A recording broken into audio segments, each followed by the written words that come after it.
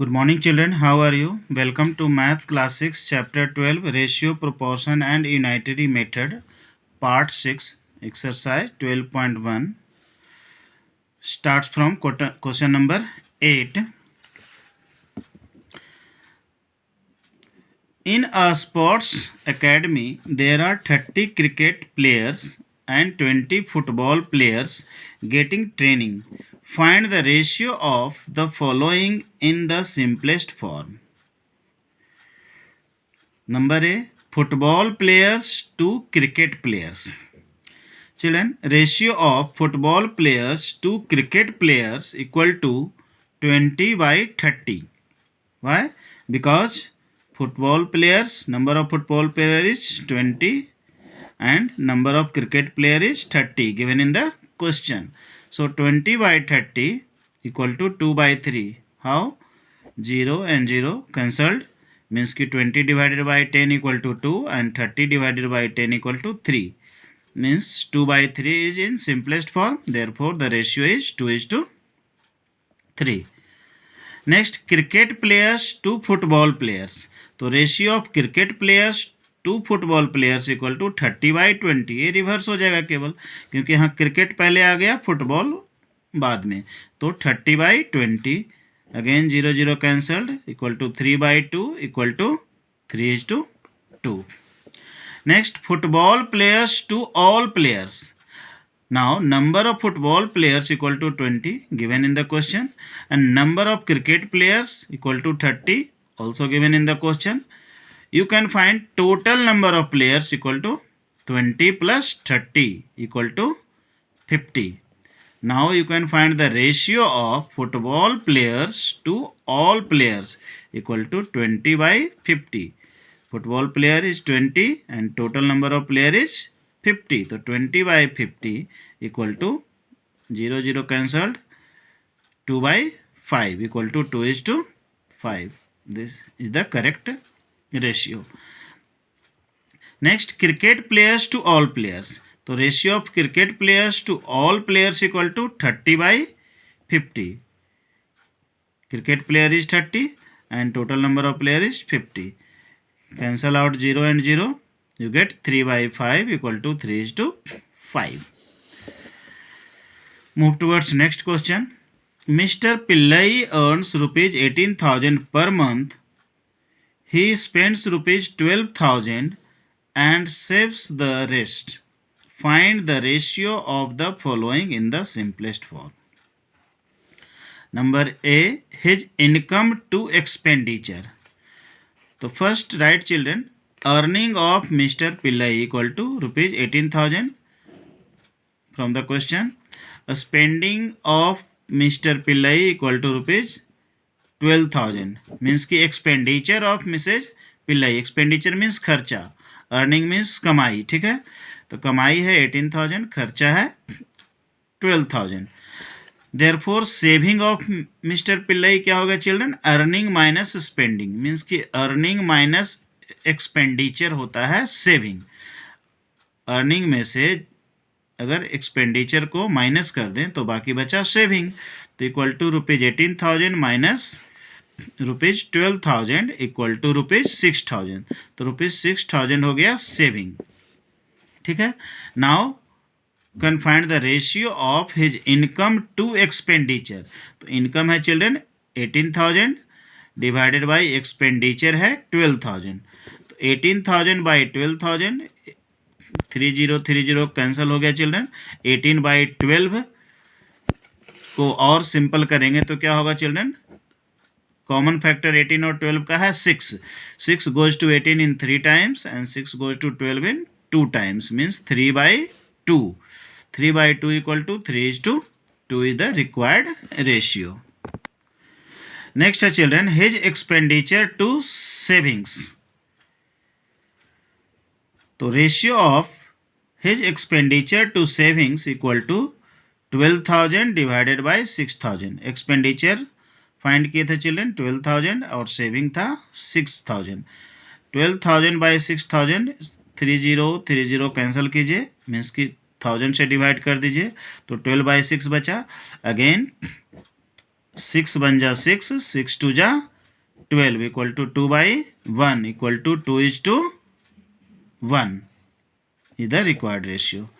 Next his savings to income. अब ratio of his savings to income equal to ₹6,000 divided by ₹18,000। Rupees cancel होता है children, ratio का कोई unit नहीं होता है, इसको नहीं भी लिखेंगे तब भी आएगा। 6,000 बाई 18,000, 30 कैंसिल कर दिए, एंड 6 बन जा 6, 6 3 जा 18, means 1/3 equal to 1:3 is the required ratio. Next his earning to savings. तो ratio of his earning to savings equal to 18,000 divided by 6,000 equal to 3/1 equal to 3:1। देखिए कैंसिल कीजिए, 30 एंड 6 बन जा 6, 6 3 जा 18, 3/1, ठीक है, equal to 3:1। Next the present age of a father is 36 years and that of his son is 8 years. Find the ratio of present age of father to the present age of son. Children question में दिया हुआ present age of father equal to 36 years and present age of son equal to 8 years. So the ratio of present age of father to the present age of son equal to, father का as है 36 years divided by sun का as है 8 years. Years cancel हो गया children, ratio का कोई unit नहीं होता है। अब 36 और 8 का हाईएस्ट कॉमन फैक्टर क्या है? 4 है, तो 4 गोज टू 8 इन 2 times, 4 2 जा 8 और 4 9 जा 36, means 9/2 equal to 9:2 the required ratio. Next age of father to the age of son when son was 6 years old। यहाँ ध्यान देना children, age of father when son was 6 years old equal to कितना हो जाएगा children? 36 - 2 equal to 34 years। क्यों children?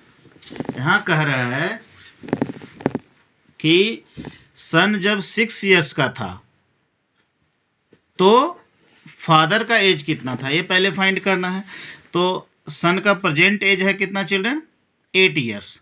तो सन जब 6 years का था, कब था? इसका मतलब 6 years का था वो 2 years पहले, अभी 8 years का है, और 6 years का जब सन था तो फादर भी 2 years कम का होगा, क्योंकि 2 years पहले सन 6 years का था, तो 2 years पहले फादर का एज कितना होगा? 34 years, मतलब 36 - 2। इसलिए age of father when son was 6 years old equal to 36 - 2 करना है, ठीक है, इक्वल टू 34 years हो गया फादर का एज। अब रेशियो फाइंड कर दीजिए, the ratio of age of father to the age of son when son was 6 years old equal to 34/6, ठीक है। सन का एज तो 36 years था ही, उस समय फादर का एज था 34 years, तो 34/6 को सिंपलेस्ट फॉर्म में लाइए children. 2 is the common factor, 2 goes to 34 in 17 times and 2 goes to 6 in 3 times, 17/3 equal to 17:3, ठीक है। नेक्स्ट है age of father to the age of son after 10 years। Age of father to the age of son after 10 years। तो age of father after 10 years क्या हो जाएगा children? 36 + 10 equal to 46, क्योंकि present as father का है 36 years, तो 10 years के बाद क्या हो जाएगा? 46 years, 10 ऐड कर देंगे। और age of son after 10 years क्या हो जाएगा चिल्ड्रन? 8 + 10, क्योंकि प्रेजेंट एज सन का है 8 years, तो +10 इक्वल टू 18 years हो गया। अब दोनों का रेशियो निकाल देना, the ratio of age of father to the age of son after 10 years equal to 46/18 equal to 23/9, क्योंकि 2 कॉमन फैक्टर है। देखिए 23 2 जा 46 होता है, 9 2 जा 18 होता है, 2 9 टाइम्स में जाता है 18 और 23 टाइम्स में जाता है 46, तो 23/9 इक्वल टू 23:9। और एक और क्वेश्चन है चिल्ड्रन इसमें, age of father to the age of son when father was 30 years old। अब यहाँ है कि फादर का एज से सन का एज निकालना है, उसका रेशियो, जब फादर 36 years old था, फादर का प्रेजेंट एज कितना है चिल्ड्रन? 36। और फादर जब 30 ईयर्स का था तो सन कितना ईयर का होगा? 30 ईयर का कब होगा फादर? जब 6 ईयर्स पहले होगा, क्योंकि अभी 36 का है सन फादर। ठीक है, अभी फादर का एज प्रेजेंट एज 36 है, और जब फादर 30 ईयर्स का था मतलब 6 ईयर्स पहले था फादर 30 ईयर्स का, तो age of son when father was 30 years old equal to 8 minus 6, क्योंकि सन का एज में 6 ईयर माइनस करेंगे। अभी सन का एज है प्रेजेंट एज 8 ईयर्स, तो 6 ईयर्स बैक सन का एज था 2 ईयर्स। ठीक है, क्योंकि 6 ईयर्स बैक फादर का एज था 30 ईयर्स, तो सन का एज हो गया 6 years back 2 years. Now you can find the ratio of age of father to the age of son when father was 30 years old equal to 30/2. Father 30 years का था उस समय सन 2 years का था, तो 30/2 इक्वल टू 15/1। आप जानते हैं 2 15 जा 30 होता है, मतलब 15/1 equal to 15:1 is the required ratio. Let us see. Next question. Mother wants to divide rupees 460 between her daughters Silpa and Payal in the ratio of their ages. If Silpa is 12 years old and Payal is 8 years old, find how much Silpa and Payal will get. Mother क्या चाहती है children? Rupees 460 को divide करना अपने daughter Shilpa और पायल के बीच में। किस रेशियो में डिवाइड करना चाहती है? उनके एजेज के रेशियो में। तो शिल्पा का एज है 12 ईयर्स और पायल का एज है 8 ईयर्स, मतलब 12:8 के रेशियो में वो डिवाइड करना चाहती है मनी को। ठीक है, शिल्पा का एज 12 ईयर्स है, ज़्यादा है, तो शिल्पा को ज़्यादा मनी मिलेगा, और पायल का 8 ईयर्स है, मतलब उस कम है तो उसको कम मिलेगा। 12:8 के रेशियो में डिवाइड करना है किसको? 460 रुपीज़ को। ठीक है चिल्ड्रन, तो money to be divided equal to rupees 460, age of Shilpa 12 years, age of Payal 8 years. अब रेशियो ऑफ देयर एजेज, अब शिल्पा और पायल का एज का रेशियो कितना हो गया चिल्ड्रन? 12/8। इसको सिंपलेस्ट फॉर्म में ले आइए, 12:8 तो है ही, इसको सिंपलेस्ट फॉर्म में लाइएगा तो 3/2 आएगा, क्योंकि 4 2 जा 8, 4 3 जा 12, 4 is the common factor of 12 and 8 equal to 3:2। Means कि मदर को डिस्ट्रीब्यूट करना है रुपीज़ 460 को 3:2 के रेशियो में। तो 3:2 का मतलब क्या हुआ चिल्ड्रन? ये 3 जो है शिल्पा के लिए है, शिल्पा का शेयर होगा 3/5, ये टोटल सम ऑफ रेशियो कितना है? 5 है। 3:2 का मतलब होता है कि अगर 5 रुपीज़ होता तो शिल्पा को मिलता 3 रुपीज़ और पायल को मिलता 2 रुपीज़। ठीक है, ये 3:2 का यही मतलब है।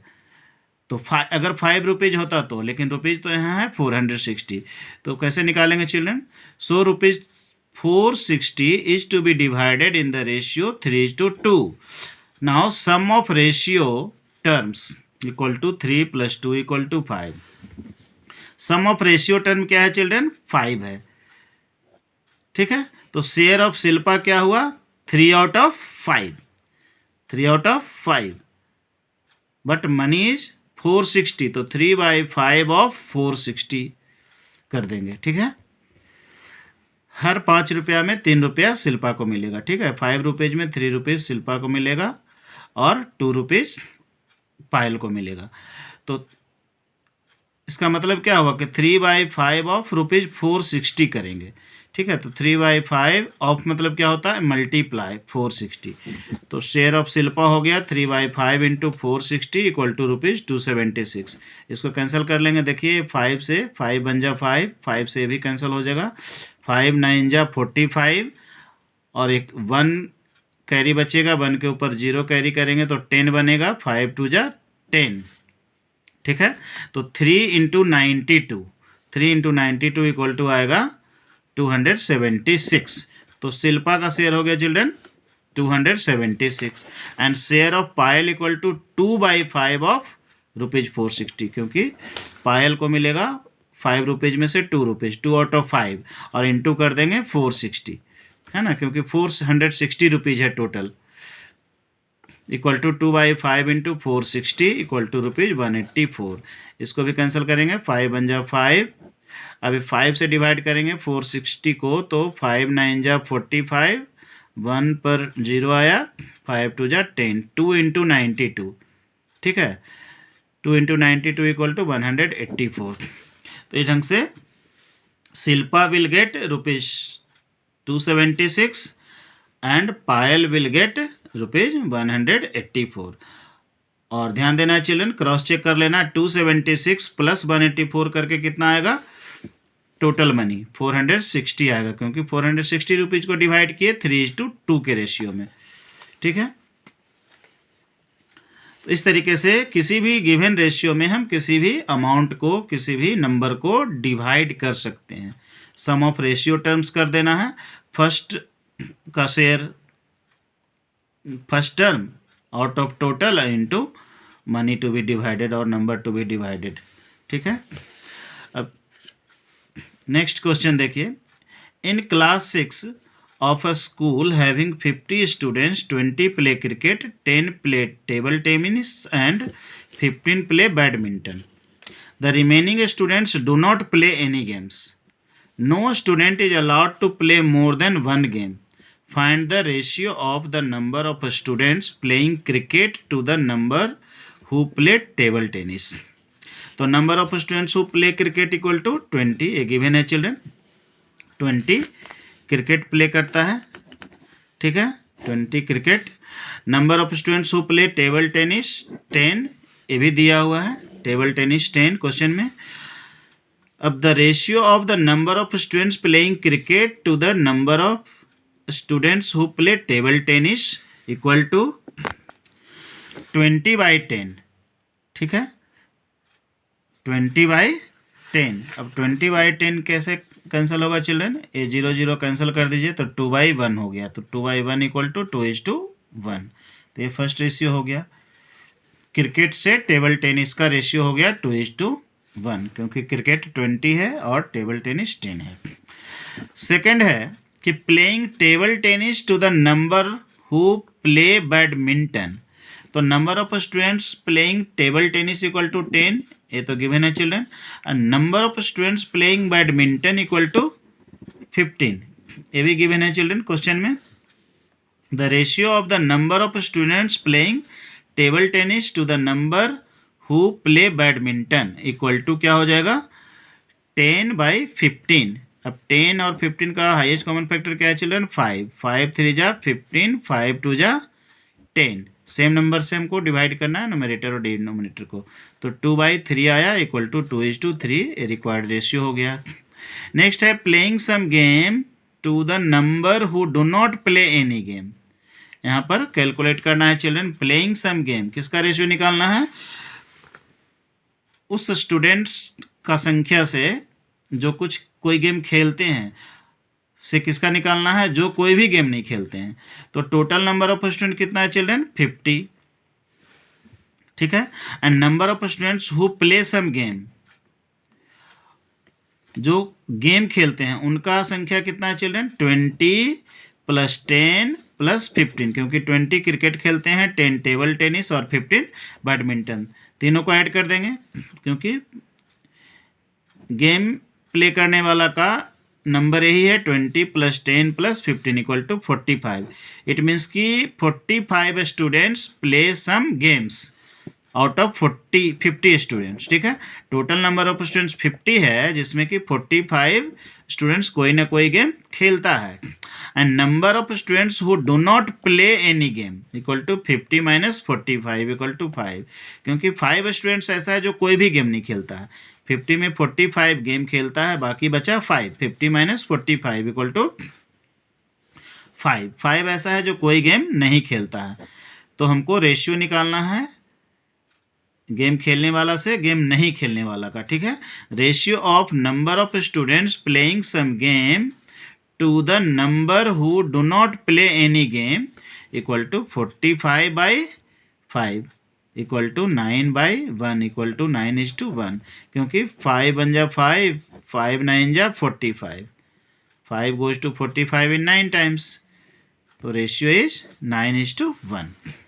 ठीक है. Next, playing some game to the total number of students. तो number of students playing some game equal to 45. अभी फाइंड किए थे चिल्ड्रन कि 45 स्टूडेंट्स कोई ना कोई गेम खेलते हैं and total number of students कितना है, 50 है.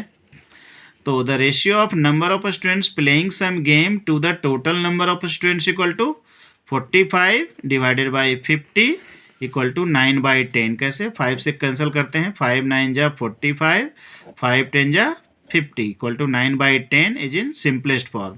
Therefore the required ratio is 9:10. This is the answer. So this is all about ratio, exercise 12.1. In next video we will discuss proportion and continued proportion in part 7. And if you like this video series, please subscribe my YouTube channel and press the bell icon, and also share the video to the maximum number of students so that you can help many more students.